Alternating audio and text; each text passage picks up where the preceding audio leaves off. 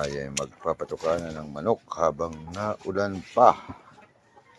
Baka mamaya lumakas pa ang umbong. Kaya tayo magpapatukana ng ating mga nokis. At mga kanokis, at tayo maglalagay na ng patuka. Ating mga nokis. Yan.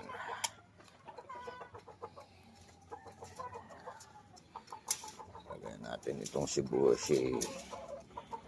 kanang patuka. Tapos ito pa. Lalagyan din natin ng patuka ng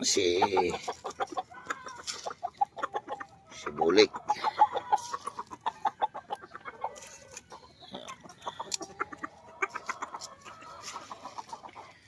Ito pati si gold. Teka. Lagyan din natin ang patuka ng si gold. Yan.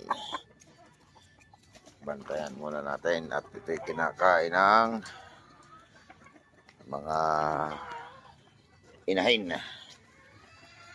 Yan. Ang ating mga nokis. Bigyan din natin itong mga inahin na yan, naglalapitan na naman.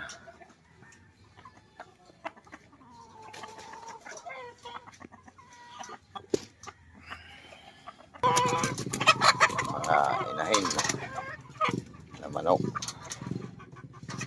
para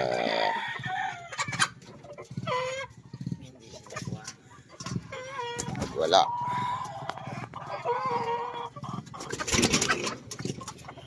Yan.